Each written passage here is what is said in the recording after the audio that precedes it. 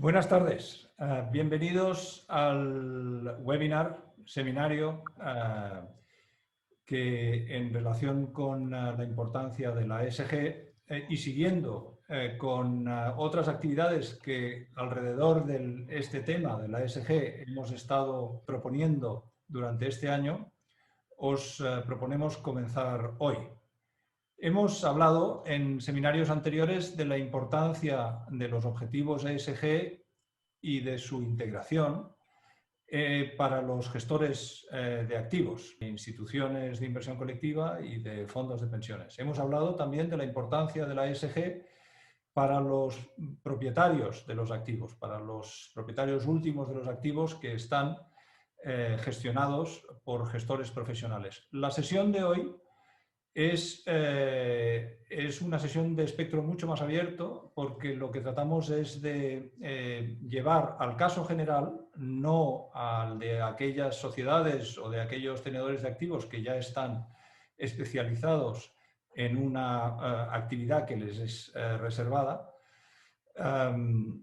Y queremos abrir el foco para que la ESG se entienda desde la perspectiva de cualquier empresa que en su normal funcionamiento o incluso en fase de proyecto esté considerando incorporar financiación de cualquier forma ajena, porque entendemos que la ESG puede ser determinante precisamente para conseguir mantener y hacerse acompañar de esta financiación, y para eso hemos organizado esta jornada, a la que hemos traído como ponente a Alfredo Echevarría. Alfredo es un especialista del tema, en tanto que analista de larga trayectoria. Alfredo es economista de formación y se ha hecho profesionalmente en el análisis en una larga carrera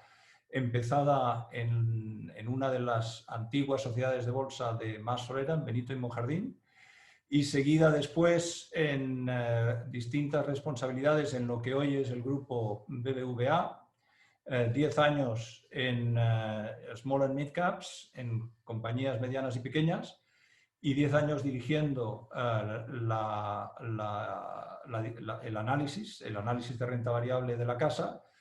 Y actualmente, desde 2018, es el director de análisis de Lighthouse, que es este desarrollo dedicado al análisis más allá del que se cubre habitualmente desde las casas de análisis que se sujetan a la lógica del mercado tal como se está imponiendo, de producir análisis solo sobre los grandes objetos de inversión, sobre las grandes sociedades cotizadas, en la que viene precisamente desarrollando esta cobertura para las sociedades que han quedado más alejadas del análisis más habitual producido por los bancos de inversión, los brokers y las casas de análisis.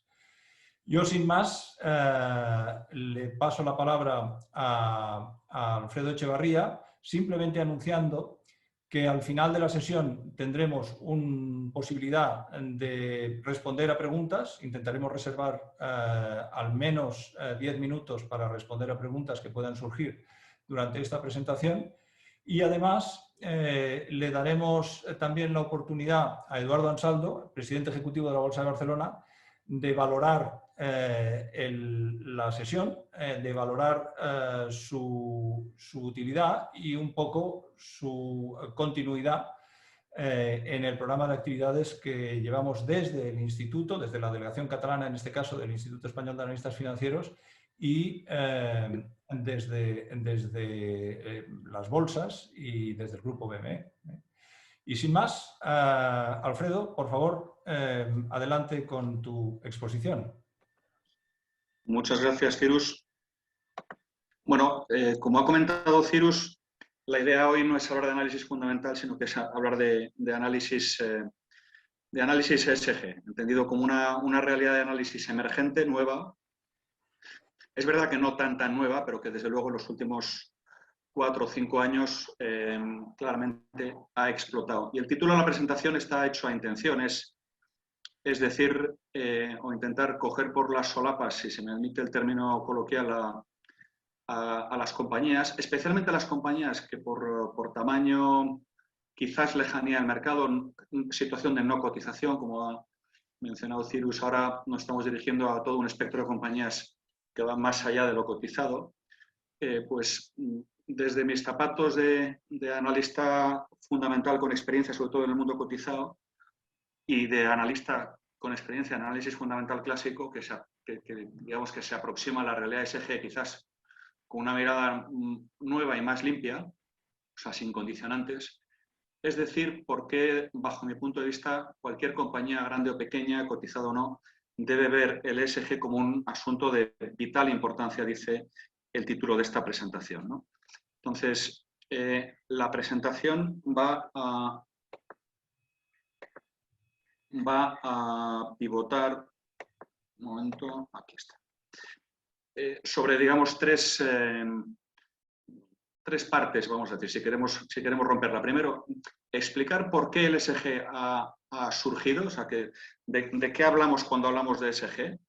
En segundo lugar, y por qué, digamos, esto ha aparecido aparentemente de la nada, o sea, por qué hoy estamos aquí virtualmente en Barcelona, ojalá estuviéramos ahí presencialmente, hablando de ESG. En segundo lugar, esto en qué se ha concretado esta preocupación, y en tercer lugar, por qué razones prácticas las compañías deben preocuparse por esto. ESG sabemos que es un acrónimo sajón que significa lo medioambiental, lo social y lo que afecta al gobierno corporativo.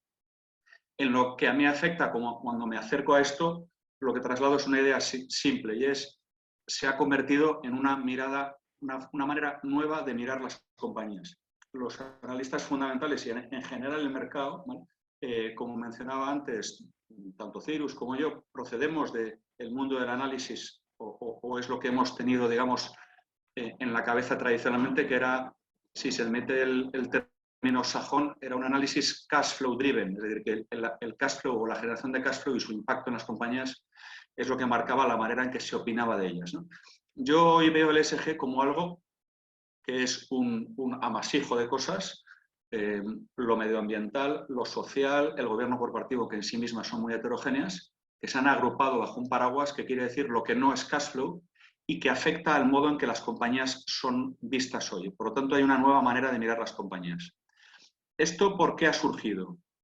Pues en el fondo ha surgido porque han ocurrido toda una serie de cambios, cambios también muy heterogéneos, cambios demográficos a nivel global, cambios en la percepción del medio ambiente, cambios tecnológicos que también están detrás de la importancia del ESG, y cambios, si queréis, sociales y de ética social. Todos ellos, se me podrá decir qué tiene que ver el invierno demográfico con el papel emergente de la mujer en la sociedad, pues tienen poco que ver y sin embargo han acabado siendo agrupados en lo que yo como analista fundamental tradicional llamo lo que no es cash flow, ¿no? Entonces, todo aquello que afecta a la manera en que se miran las compañías, ¿vale?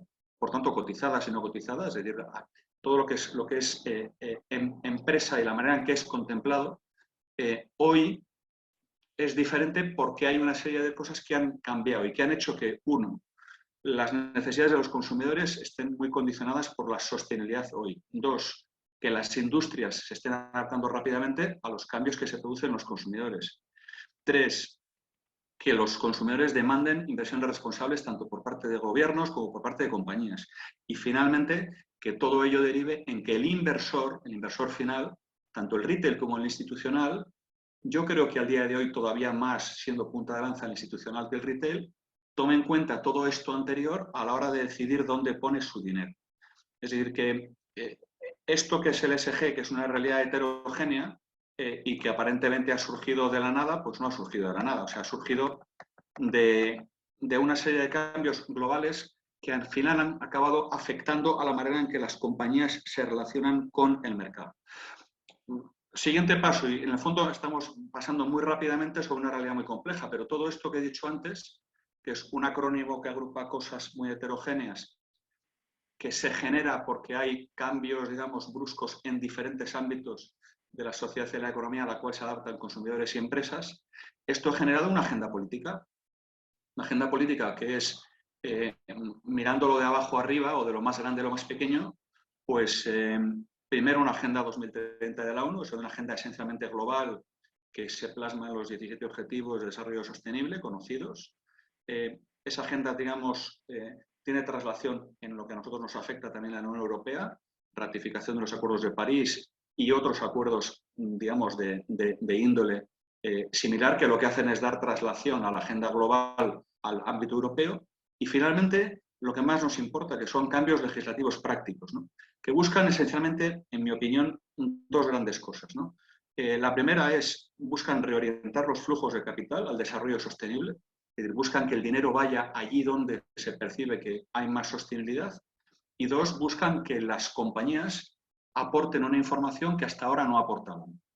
Entonces, en el primer objetivo hay un plan de acción en finanzas sostenibles que tiene hasta 10 medidas, digamos, como objetivo, de las cuales ya se han plasmado o están en vigor 3 de ellas, ¿no? La llamada taxonomía, muy importante, de la cual hablaremos después, y otras 2 de las cuales no vamos a hablar porque no habría tiempo, el estándar de bonos verdes y los índices de referencia en bajo carbono. Pero al final, como digo, agenda global, digamos, ambiciosa y aparentemente lejana. 2, concreción en acuerdos de la propia Unión Europea que al final se trasladan a medidas legislativas que acabarán también en el ámbito local o en el ámbito nacional, en este caso en español.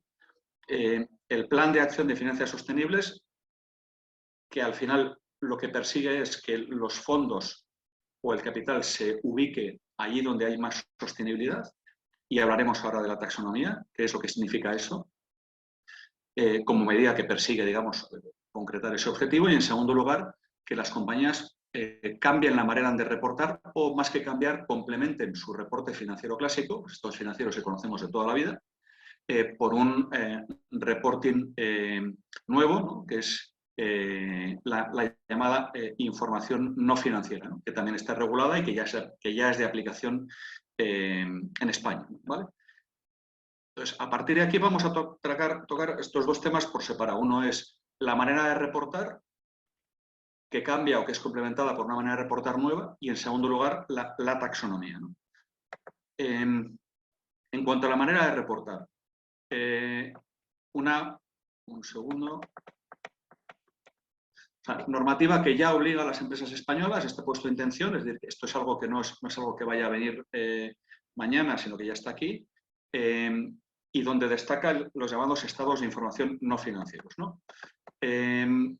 Afecta a sociedades de capital y sociedades que formulan cuentas consolidadas, simplemente cumpliendo 2 requisitos, ¿no? Uno es el número medio de trabajadores, que ya está en 250, a partir de ahí, si se da el segundo, que es que o el activo total sea más de 20 millones de euros o el importe neto de cifra de negocios sea más de 40, las compañías ya están obligadas a presentar estados de información no financieros junto a los estados financieros convencionales. De esta transparencia, a mí lo que me interesa destacar sobre todo es el hecho de que lo que hasta el año pasado eran empresas de hasta 15, o sea, a partir de 500 empleados, ya ha bajado a 250. Y este es un pequeño indicador, que se podrían dar más, de que la legislación va avanzando, es decir, que se va expandiendo, yo creo que con una estrategia de mancha de aceite, afectando cada vez a más y más compañías. En lo que probablemente podía ser visto, sobre todo por el mundo de small y mid caps, hace unos años, como algo que afectaba sobre todo a los grandes blue chips, y con probablemente una concepción equivocada, los grandes blue chips cotizados, ¿no? Al día de hoy, lo que nos transmite la legislación, la manera en que está avanzando, es que esto afecta progresivamente cada vez a más compañías y que el ámbito de las llamadas small and mid caps, ¿no? Ya está viéndose afectado por esto. Y esto, digamos, debe ser o tendría que ser visto como una tendencia, ¿no? No como algo, digamos, que ha llegado a su final. Entonces, ¿qué es lo que persiguen los estados de información no financieros? Pues dar datos completos, estandarizados, esencialmente del nivel de sostenibilidad, o que permitan que quien los evalúe, los valore, los lea, tenga una idea más completa del nivel de sostenibilidad de las actividades que una compañía desarrolla. Se estructuran en 2 partes, una cierta información general sobre el modelo de negocio, las políticas que la compañía sigue, los riesgos medioambientales o no, riesgos que afecten a la sostenibilidad de la actividad de la compañía, que se ven mitigados por esas políticas, una información, si se quiere, más general. Y otra más práctica, que pueden afectar a datos más cuantitativos sobre lo medioambiental, por ejemplo, cuantificación de la huella de carbono de la compañía, datos relativos a lo social y a las políticas de igualdad y formación de las compañías, temas que tengan que ver con respeto a los derechos humanos, con compromiso de la sociedad o de la compañía más que de la sociedad con el desarrollo sostenible, información incluso fiscal. Yo creo que aquí con lo que hay que quedarse es que las compañías hasta ahora han tenido un nivel de estandarización muy fuerte y lógico en la presentación de los estados financieros tradicionales, aquellos en los que los analistas fundamentales nos hemos basado siempre para tener una opinión sobre las compañías, y que esa información a día de hoy va siendo complementada por aquello que no es, como decía al principio, cash flow driven, o sea, aquello que está fuera, digamos, del ámbito de la generación de cash flow de la compañía y de la estructura de capital de los negocios, ¿no? Todo lo que no es eso. La pretensión ya lograda del regulador es que las compañías se vean obligadas a dar más información que permita que aquellos que llegan a tener interés por una compañía no solamente obtengan información sobre lo clásico, sobre el P&L clásico y el balance clásico, sino que otros aspectos que interesa que sean conocidos, las compañías se vean obligadas a divulgarlos, ¿no? Con un nivel de estandarización bastante alto. Y en segundo lugar aparece la taxonomía, que yo creo que es algo de enorme importancia por la filosofía que late detrás de esto. Taxonomía quiere decir, como se sabe, clasificación, ¿no? Y es una palabra que está más asociada a las ciencias naturales, ¿no? En este caso se ha utilizado el término taxonomía. Yo creo que en este caso es una utilización feliz o acertada, porque lo que se busca es esencialmente clasificar las compañías en función de su nivel de cumplimiento con objetivos medioambientales, ¿no? Eso es lo que se busca, es ofrecer al mercado información para que éste pueda clasificar las compañías. Aquí está explicado con más detalle. Se habla, como es lógico, que la taxonomía de la UE lo que va a dar es criterios, pautas, información lo más concreta posible para que las compañías puedan ser clasificadas en función de su afinidad medioambiental y que puedan ser comparadas unas con otras, ¿no? La taxonomía al final lo que busca es identificar actividades concretas que ayuden a mitigar alguno o a cumplir alguno de los 6 grandes objetivos ambientales de la UE, ¿no? La mitigación del cambio climático, la adaptación al cambio climático, etcétera. Están puestos ahí, ¿no?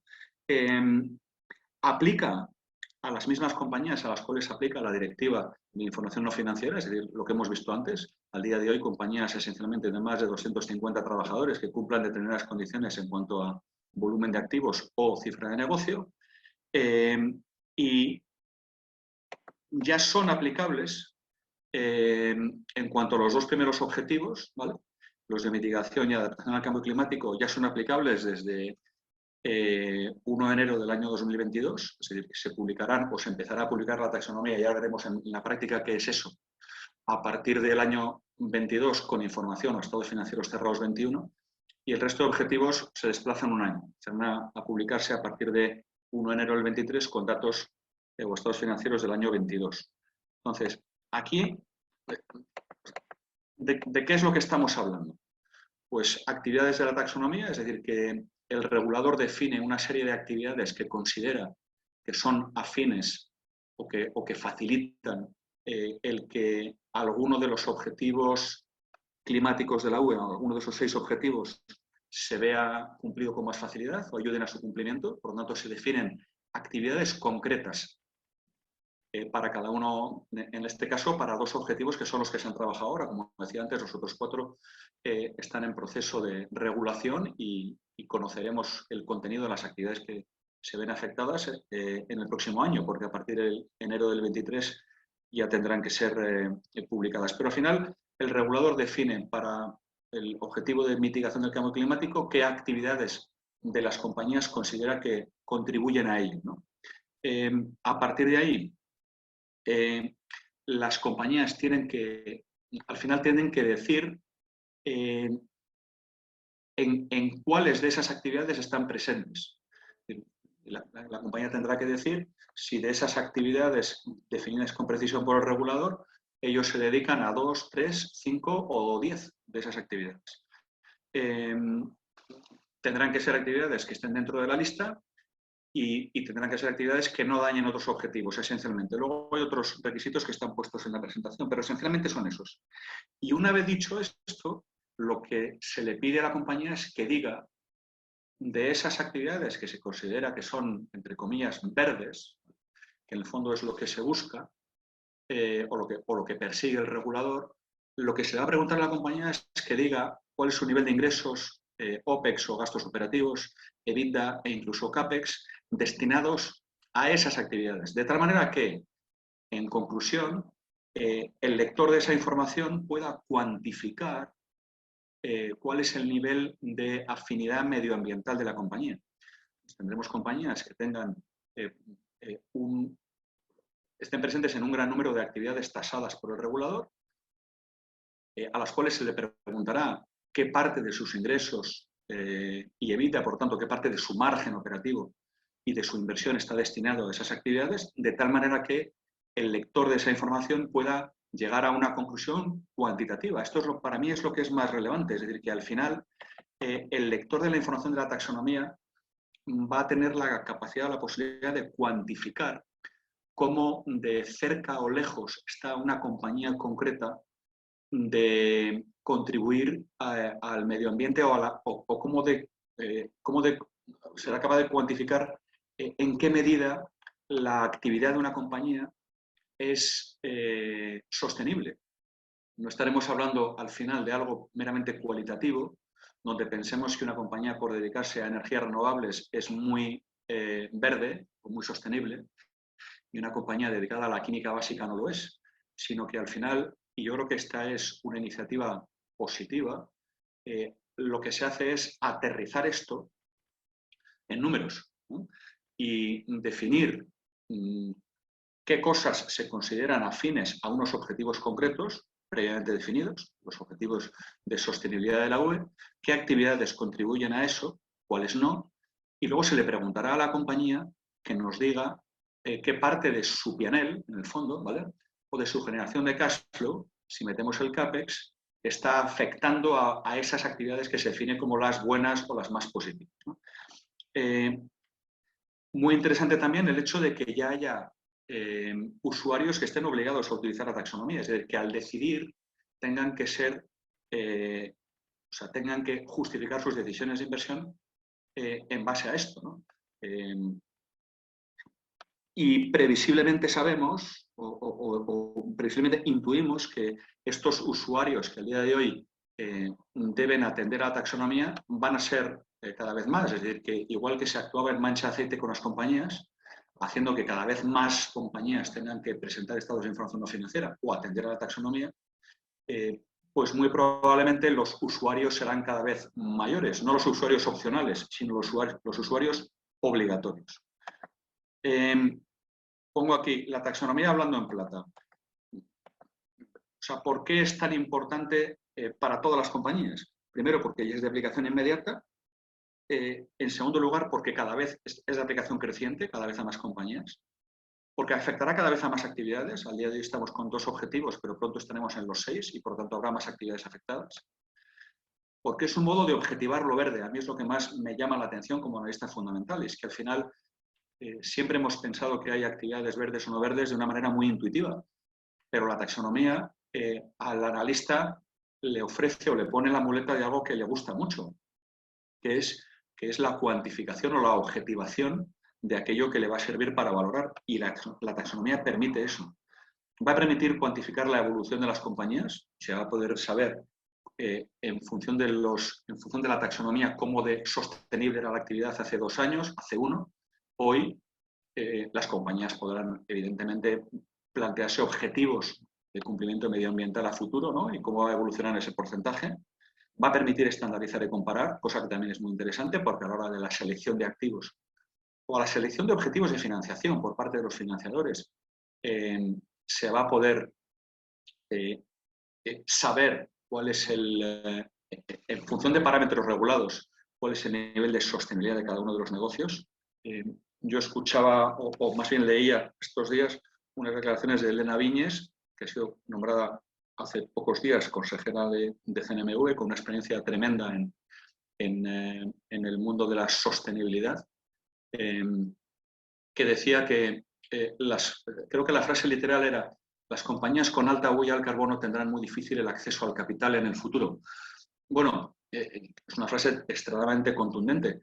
La presentación que hoy estamos realizando iba dirigida sobre todo a eso, a la importancia del ESG para la financiación de las compañías. Cuando uno lee declaraciones de ese tipo en personas de ese nivel, lo que percibe es que para que eso llegue a término tiene que haber una manera de cuantificar. Es decir, si el financiador a la hora de alocar su capital va a tener que tomar como criterio la sostenibilidad del negocio de la compañía a la cual se le presta, eso tiene que estar de alguna manera objetivado o cuantificado, y la taxonomía va detrás de eso, de la cuantificación para poder seleccionar. Como digo, al final se convierte en un criterio de selección y se convierte en un criterio, utilizo ahí una frase quizás un poco más del terreno, pero determina dónde va el dinero, ¿no? O sea, el dinero del inversor institucional final también tomará en cuenta, mediante esta objetivación, si una compañía tiene un nivel de sostenibilidad razonable o el mínimo que le exige para poder poner dinero detrás de una determinada acción o un bono. Como primera conclusión, lo que hemos visto hasta ahora es que, partiendo de algo aparentemente muy heterogéneo como es el ESG, originado por cambios esencialmente sociales a nivel global, que han afectado a todo tipo de industrias, eso ha cuajado una agenda política que ha cuajado al final en regulación, que al día de hoy ya llega a las compañías pues, de tamaño más mediano o pequeño de nuestra economía. Es decir, que todo eso que parecía lejano ya está aquí. Y los estados de información no financiero, cómo tienen que reportar las compañías, y la propia taxonomía son ejemplos buenos de esto. Entonces, a partir de aquí, las siguientes tres transparencias son muy rápidas y lo que pretenden es decir, esto que estamos viendo o de lo que hemos hablado, que es la preocupación por el ESG, algo heterogéneo y difícil de aprehender, ¿no? Con H, o sea, de capturar, que acaba en regulación, pero ¿esto qué efectos tiene? Son muy simples, o sea, ya está teniendo un efecto tremendo en términos de financiación, tanto de bonos como préstamos. El gráfico de aquí intenta explicitar ese efecto, es decir, que cada vez hay más financiación verde en términos de préstamos y de bonos, ¿vale? El crecimiento que ha habido aquí en los últimos 5 años es realmente espectacular a nivel global. En segundo lugar, que el patrimonio gestionado de fondos ESG ha dado un salto también enorme, es decir, que el ahorro, ¿vale? El inversor, digamos, final, bien sea de manera directa o a través institucional, está dirigiendo su dinero de manera claramente creciente hacia productos que garanticen que los activos, los activos en los cuales se invierte tienen niveles de sostenibilidad altos, es decir, que no solamente ya es que el financiador, sino también que el inversor va allí. Y en tercer lugar, que cuando uno mira el performance de los índices ESG frente al mercado, el outperformance es claro y evidente, ¿no? Tanto el mercado americano como el mercado europeo, tanto en términos absolutos como en términos relativos. Es decir, lo que vemos es un outperformance frente a índices generalistas, ¿vale?, de los índices ESG o ESG. Junto a esto, que son tres argumentos muy, si queréis, muy fríos, que es lo que ha pasado con índices de performance de productos de financiación, con productos de ahorro o fondos, y qué ha pasado finalmente con los índices que recogen la inversión en valores de este tipo, a mí me interesaba mucho, como analista, reflejar una última realidad, que yo creo que es la que está detrás un poco de lo que hemos visto anteriormente, ¿no? Y es que el modo de trabajar tradicionalmente del analista, que está reflejado ahí, lo que veis en la parte superior de la transparencia, es el modo en el que un analista fundamental clásico ha trabajado desde tiempo inmemorial. Recolecta información, procesado la misma, elaboro proyecciones financieras, aplico un método de evaluación que me parezca que es el más adecuado y tomo una decisión de inversión. Y este era el método de evaluación que estaba dirigido esencialmente a capturar el valor que tenía la generación de cash flow, el crecimiento de ese cash flow y el que se financiara a un coste de capital más alto o más bajo, ¿no? Que eran las tres cosas que determinaban el valor de una compañía: cuánto cash flow genero, cuánto crece y a qué coste de capital me financio. Bueno, en esa ecuación aparece algo nuevo que yo creo que tiene impacto al día de hoy, sobre todo en términos de valoración, y es un cualitativo.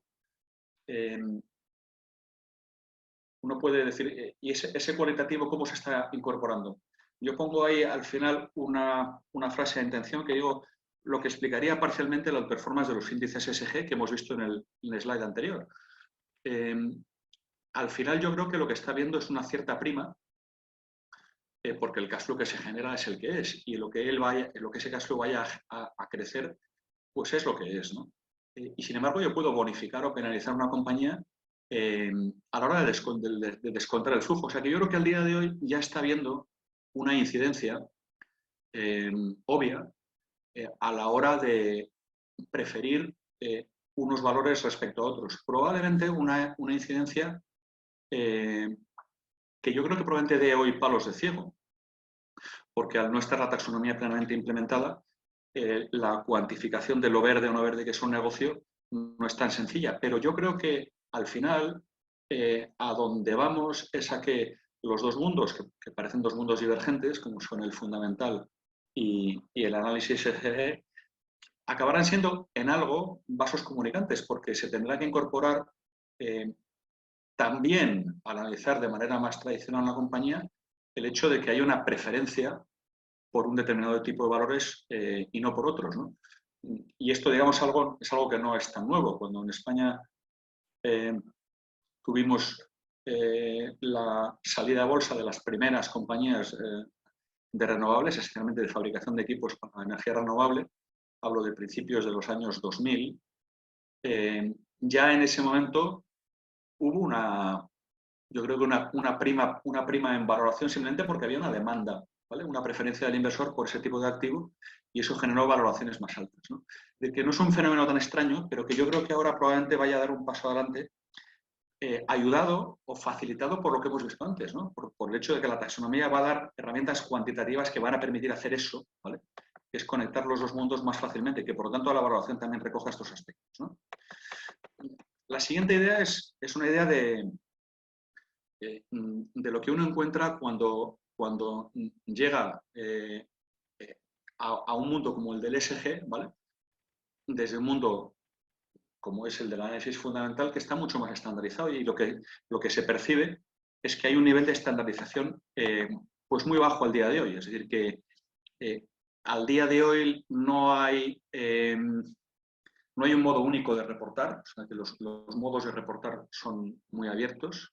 El rating de las compañías también es muy abierto. Yo creo que hay un nivel de estandarización muy alto en el fundamental clásico y aquí es muchísimo más bajo. Es decir, las compañías se pueden mirar de una manera u otra todavía. O sea, yo creo que irá mitigándose en el futuro en función de la manera en que se contemplen determinados aspectos, ¿no? y la importancia que se les dé, ¿no? Y finalmente hay una ausencia de benchmarks, de índices de referencia. Por tanto, el mundo que encuentra quien se acerca al ESG es de muchos sistemas de reporting, una gran pluralidad de índices o benchmarks, es decir, que no hay unas referencias claras de cómo tengo que hacer las cosas o qué nota obtendré en función de cómo las haga, ¿no? ¿Vale? A partir de aquí, como hemos visto, realidad heterogénea, regulación que ya ha llegado, impacto claro en financiadores, fondos y performance de índices, más que probable efecto en la manera de mirar o valorar las compañías y un mundo heterogéneo, un mundo en el cual hay un nivel de estandarización muy bajo y en donde la misma realidad puede obtener una nota muy alta o muy baja o donde una compañía puede tener o creer que tiene una referencia y una compañía muy parecida creer que tiene otra, porque no hay benchmarks claros a los cuales acogerse. Entonces, aquí pongo, porque esta es una presentación que está no solo, pero muy especialmente dirigida a compañías más pequeñas, ¿no? Yo pongo, cuando uno mira todo esto anterior, lo primero que dice es, bueno, pues estamos, ante un asunto de enorme complejidad, ¿vale? O sea, no es algo fácil. y aquí pongo las razones por las cuales esto es muy complejo. Es decir, que esa es la realidad a la que se encuentra una compañía de tamaño más mediano o pequeño, ¿no? Una realidad en la cual la valoración o medición, o sea, cómo de bueno o malo yo soy medido como criterios ESG, no con criterios de generación de cash o de cash flow. Y en muchos casos hablamos de cosas cualitativas, no siempre, pero la medición no se basa en datos financieros, ¿vale? Los métodos de evaluación no están estandarizados, no hay benchmarks. Por otro lado, detrás del ESG hay un riesgo reputacional que hay que saber gestionar, es decir, no es algo que sea inocuo. La regulación es muy compleja y cambiante, esto es fundamental, porque la regulación no solamente es complicada, sino que además está experimentando cambios constantes, va a una enorme velocidad, ¿vale? Y eso, digamos, desconcierta a las compañías. El reporting es completamente diferente al financiero, aunque está sometido a exigencias legales igual que el financiero. No hablamos de un reporting libre, sino que es un reporting regulado. La información que se exige puede implicar un nivel de desglose muy alto. Eso también es, para mí, crítico, sobre todo desde el punto de vista de las compañías más pequeñas, a las cuales, cuando uno piensa que hay compañías que tienen dificultades a veces para dar niveles de EBITDA por negocios o por áreas de negocio clásicas, imaginemos cuando a una compañía se le pida que dé información igualmente por EBITDA, porque en el fondo si se le pide a una compañía que dé el desglose de ventas y OPEX, se le está pidiendo que dé el EBITDA e incluso niveles de inversión, pero no que lo haga en base a sus líneas de negocio tradicionales, en la manera en que está organizada, sino en base a las actividades definidas por el regulador que pueden coincidir o no con la manera en que la compañía esté organizada. Es decir, que hablamos de que el nivel de información exigido es alto, pero que además puede ser de una gran complejidad el llegar a construirlo por parte de las compañías. Y luego, en un momento dado, puede llevar a las compañías a tener que reorganizarse, es decir, a tener que destinar recursos de la propia compañía para conseguir agrupar la información, darla al mercado, etc. Por tanto, la primera realidad es esto es muy complicado, y hemos explicado por qué, pero luego es algo que es de importancia enorme, que podría ser algo complicado pero poco importante o algo arrinconable, olvidable, ¿no? Pero la realidad es que no. Es que, por un lado, ya condiciona la financiación de las compañías, la financiación bancaria, tanto su obtención como su precio, y lo va a hacer más en el futuro. Los inversores ya utilizan ESG como criterio de selección de inversiones y aún lo harán más en el futuro. Es decir, y por último, tanto proveedores como clientes de las compañías también toman en cuenta ya, y lo harán más en el futuro, a la hora de relacionarse con proveedores y con clientes, el nivel de sostenibilidad de los negocios de las compañías con las cuales se relacionan. Por lo tanto, hablamos de algo complejo, sí, pero algo de enorme importancia. A esto, la solución que ofrece el mercado hoy, y por falta de tiempo pasaré muy rápido por este slide, pero la solución que se ofrece hoy es básicamente un rating que llega sobre todo hoy a las compañías más grandes. Las compañías más grandes sí acceden a rating de casas de análisis ESG, pero que se paran en los valores más grandes y líquidos, siendo este un rating que al final quien paga o quien financia ese rating es el inversor, ¿vale? El inversor institucional. Pero digamos, ahí sí hay información, mientras que las compañías más pequeñas están fuera de ese ámbito. Al día de hoy no hay todavía no hay una respuesta, digamos, del mercado para el mundo de small y mid caps que les aporte la información que ellas requieren para poder relacionarse con financiadores, inversores, clientes y proveedores, ¿no? Por tanto, el rating convencional, que es la solución a día de hoy para informar sobre el cumplimiento ESG de una compañía, yo diría que es una solución que vale para las compañías más grandes, pero que probablemente no es eficaz para las compañías pequeñas y medianas, ¿no? ¿Vale? ¿Qué creo yo que debe hacer una small company con el ESG? O sea, visto desde mis zapatos, ¿no? Muy personales, de analista, si queréis, fundamental, que se acerca a este problema y que profundiza en él y que tiene ahora ya criterio para dar una opinión sobre todo dirigida a lo que yo creo que más nos interesa, que son las compañías de tamaño más mediano y pequeño, ¿no? Pues he puesto ahí de manera más coloquial hacerse mayor, ¿no? Que es asumir que esto es complejo, pero que también es importante, por lo tanto, que no se puede arrinconar. Asumir que la regulación es cambiante, pero que cada vez va a ser más agresiva en requerimientos ESG y que le va a afectar. asumir que tiene que dedicar algunos recursos, ¿no?, para conseguir resolver este problema o dar respuesta a este problema, que esencialmente es informar hacia afuera de cómo está uno y mejorar. Asumir que probablemente lo óptimo es conseguir un rating, sí, pero también conseguir asesoramientos, es decir, conseguir de alguna manera saber cuál es el statu quo, dónde está una compañía en estos términos, los términos ESG en este momento y qué tiene que hacer para mejorar su posición actual. Y asumir que ESG no es algo que vaya a desaparecer, sino que es algo que está para quedarse. O sea, la regulación, como digo, cada vez va a ser más potente, más fuerte y por lo tanto es algo que no va a desaparecer. Y el último punto, si a mí me preguntan, muy dirigido sobre todo a compañías más pequeñas, ¿no?, ¿por qué una compañía debe resolver su problema ESG? O sea, ¿por qué una compañía debe preocuparse por esto? Debe invertir recursos, quizá primero intelectuales, de pensar, y después recursos de otro tipo, ¿no?, para que su foto, la foto de esa compañía en términos ESG sea mejor. Pues es para ser elegible, es decir, que para que los inversores en equity o en renta variable que ya toman este rating o esta opinión sobre ESG como criterio de selección, pues elijan a la compañía.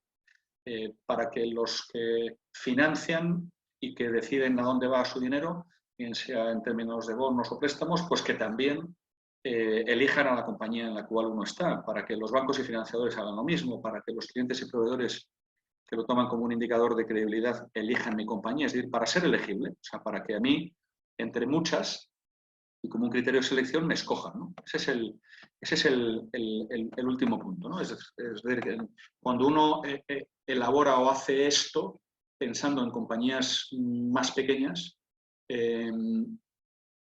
me refiero, elabora una opinión sobre ESG, al final la conclusión que llega es que una compañía de estas características lo que debe pensar es que esto no es algo que no vaya con él, sino que es algo que le concierne.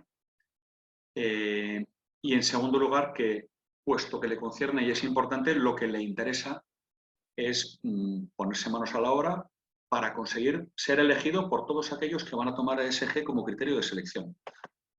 Y nada más. Desde Lighthouse nosotros, desde nuestra especialización en compañías pequeñas, hasta ahora solamente haciendo análisis fundamental de las mismas, pues lo que hemos hecho o hacemos ya desde ya, porque ya lo tenemos diseñado y montado, es lanzar un servicio para que las compañías pequeñas puedan acceder a un rating y a un análisis ESG independiente y de calidad que les permita acceder a una opinión. El hecho de que nosotros lo vayamos a hacer no es tan importante como lo que he dicho al principio, ¿no?, que es que las compañías deben preocuparse por este asunto. Es digamos, mi mensaje, porque no es algo que esté desconectado de su valoración y de su acceso a financiación. Y nada más, dicho sea esto, le cedo la palabra a Cyrus para que si hay preguntas, pues las canalice o para que él saque temas nuevos, para lo que queráis. Estoy a vuestra disposición.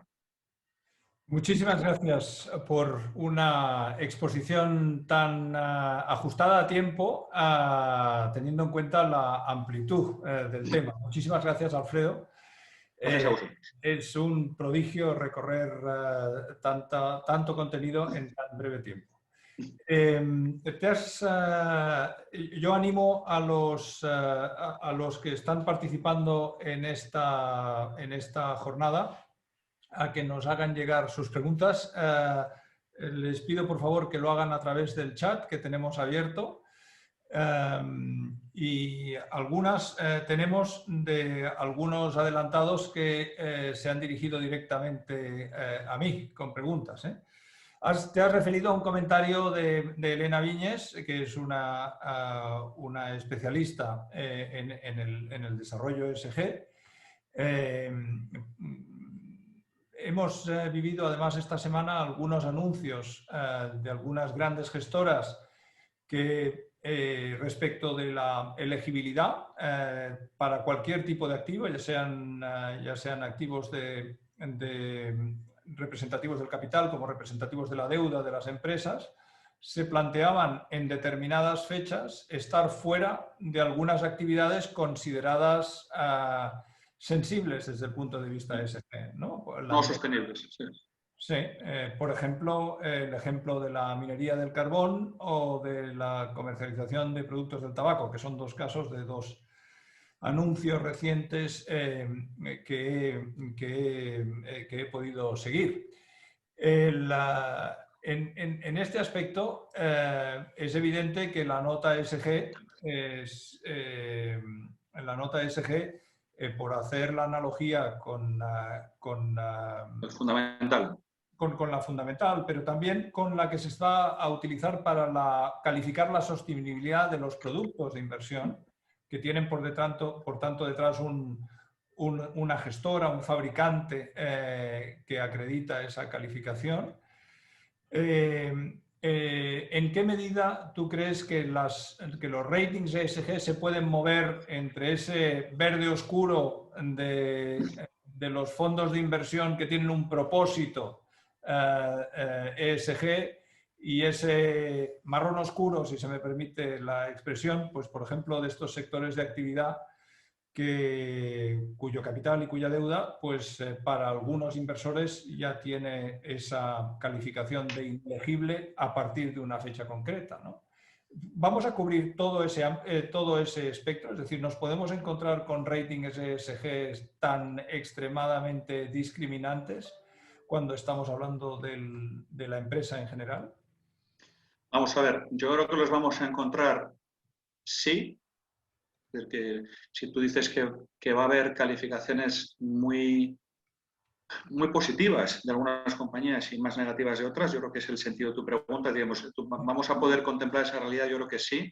No vamos a tener un aprobado general, no vamos a tener grises, es decir, No, no, podemos... es buena pregunta, pero mira, como con la confianza que da el mundo virtual donde ¿no? Parece que opinas más libremente porque no parece que nadie te escucha y nadie te ve, aunque probablemente ahora estamos delante de mucha gente. Los dos sabemos, o todos sabemos, que si nos vamos al mundo fundamental y si fuéramos a recomendaciones de análisis de valores muy grandes y líquidos, nos encontraríamos con que el porcentaje de recomendaciones por debajo de neutral es muy pequeño. Es muy pequeño. Vale. ¿A dónde voy? A que el mercado convive con esa realidad. ¿Vale? Y por lo tanto, probablemente en el mundo ESG haya una traslación de esto. ¿Vale? Y sea más fácil ver a las compañías ultra bonificadas porque lo merecen, ¿vale? Y sea más difícil ver grandes palos. Pero la información al final se transmitirá. Es decir, que el inversor, sobre todo el institucional, el profesional, ¿no? Que es donde yo doy más importancia, pues sabrá leer y sabrá decidir y optar entre lo bueno y aquello que aparentemente no es tan bueno.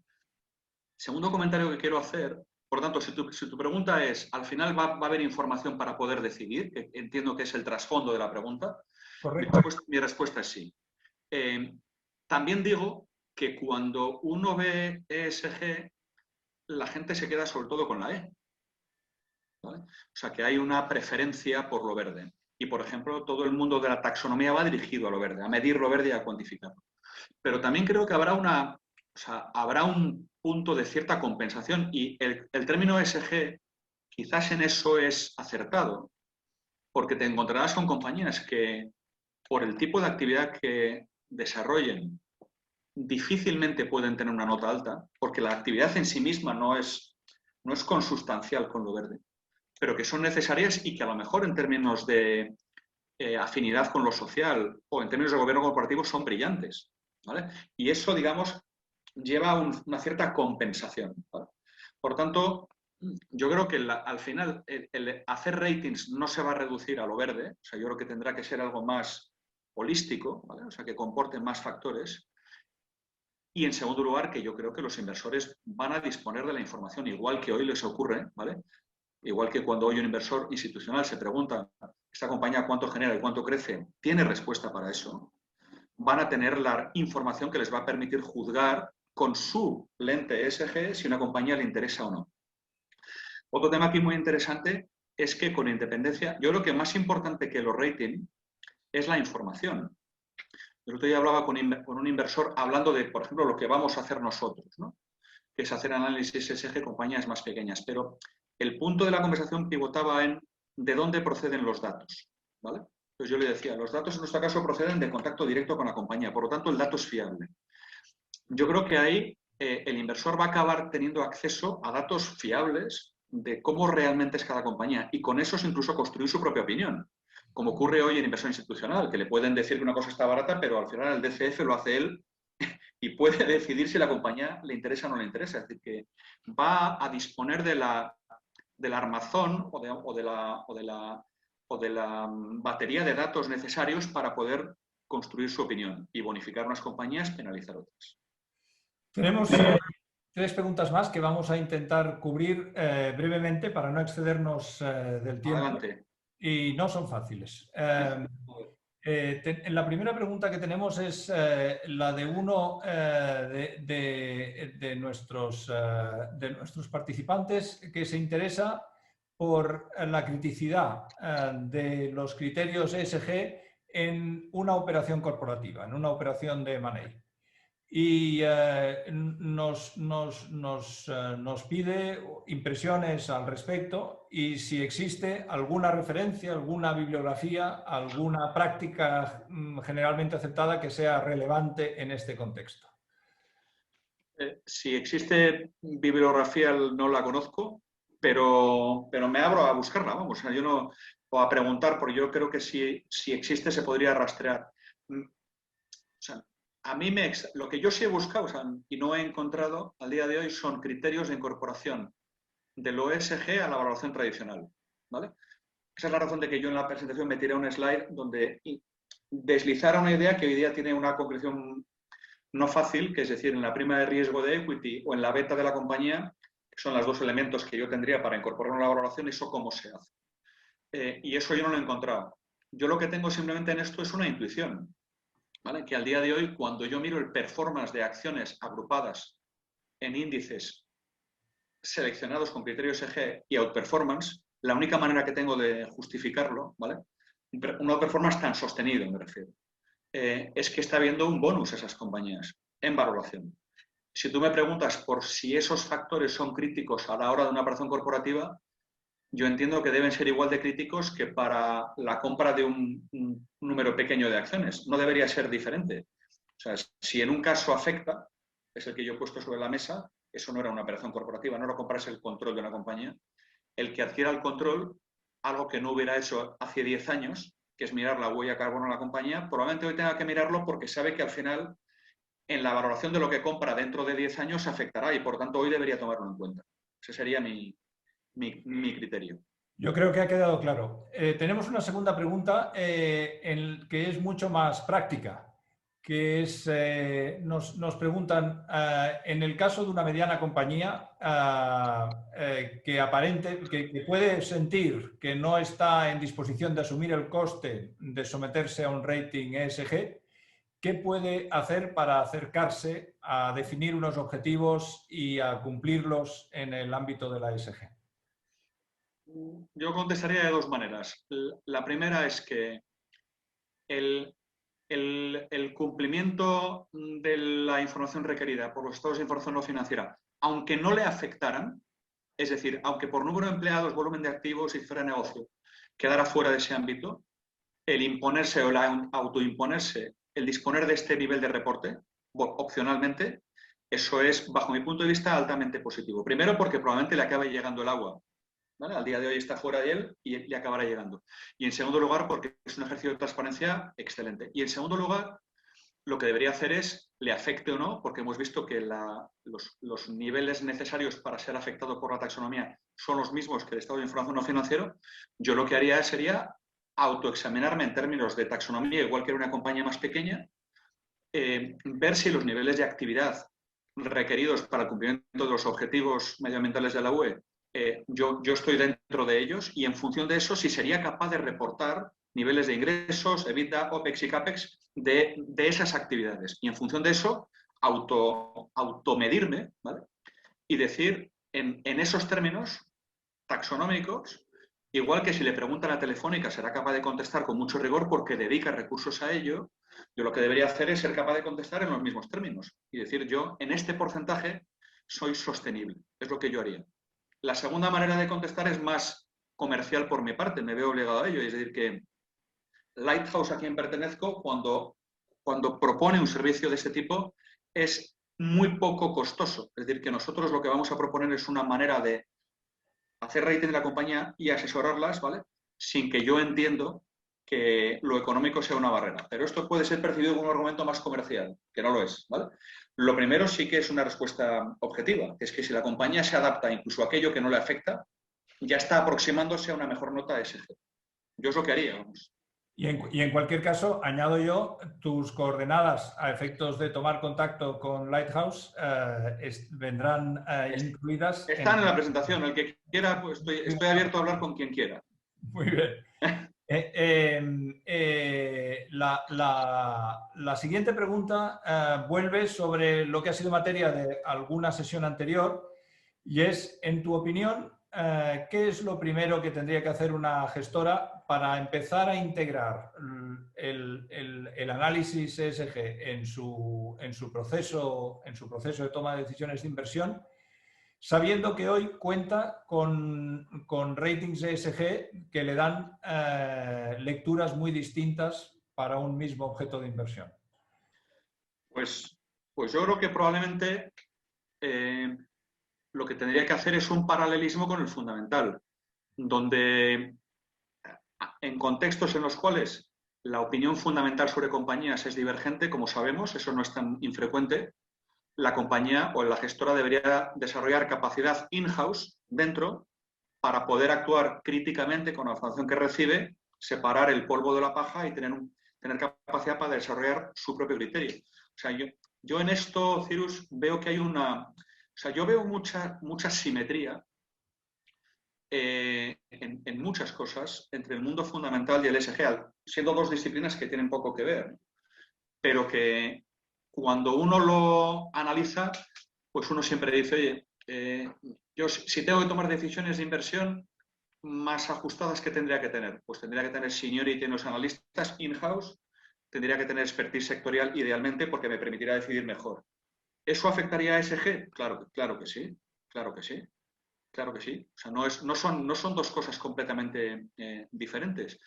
Yo voy a recibir opiniones divergentes por parte del sell side, ¿no? Vamos a llamarlo así. Sí, eso va a ocurrir.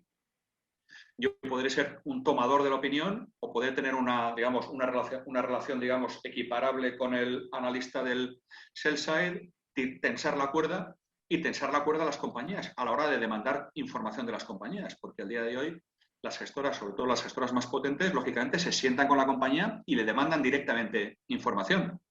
Pues yo creo que al final se tendrá que desintermediar, como ya ha ocurrido en el mundo del fundamental, y el buy side tendrá que ser quien demande información directamente a la compañía cuando no le resulte satisfactoria a la que se le está suministrando. O sea que yo creo que todo esto pasa por invertir en seniority en una rama de actividad que al día de hoy no existía y que si se toma como criterio de selección de inversión, pues requerirá gente experta que sepa hacerlo.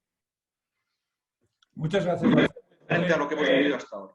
Sí, está entendido. La última pregunta que me parece bien traída es muy directa. ¿Cómo se accede a un rating ESG por parte de Lighthouse?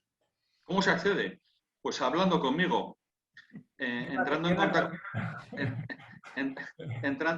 contacto conmigo y realizando un proceso de análisis que es nosotros estamos ahora trabajando en un informe de inicio de cobertura de compañía por fundamental.